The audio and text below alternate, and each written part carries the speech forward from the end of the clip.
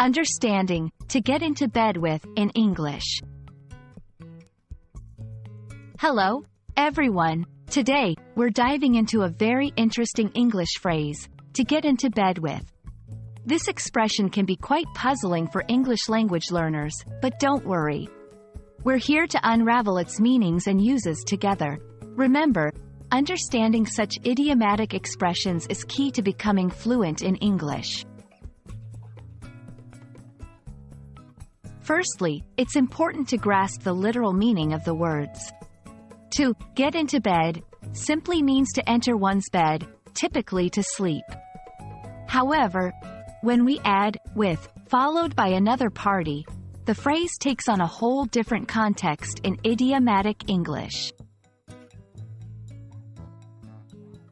The core of our discussion is the figurative meaning of to get into bed with someone. This phrase is often used metaphorically to describe entering into a close, often controversial or questionable, collaboration or partnership.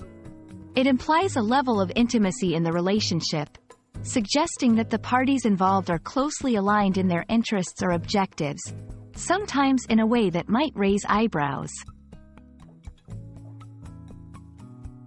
To fully understand this phrase, let's look at some examples.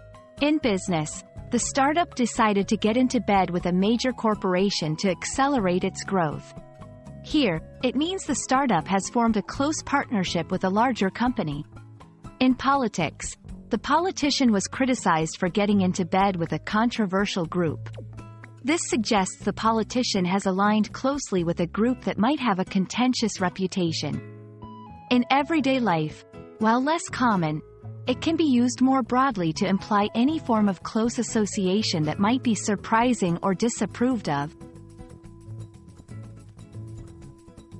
When using this phrase, be aware of its nuances. It's often used in contexts where the partnership is viewed as somewhat negative or suspicious. Also, be cautious, as it can carry connotations that might not be appropriate in all settings due to its allusion to physical intimacy. That wraps up our exploration of to get into bed with. Understanding such expressions not only enriches your vocabulary but also helps you grasp the cultural nuances of the English language. We hope this video has illuminated this intriguing phrase for you. Happy learning, and see you in our next video. Remember, mastering a language involves diving deep into its idioms and expressions. Keep practicing, and don't hesitate to get into the vast and colorful world of English language idioms.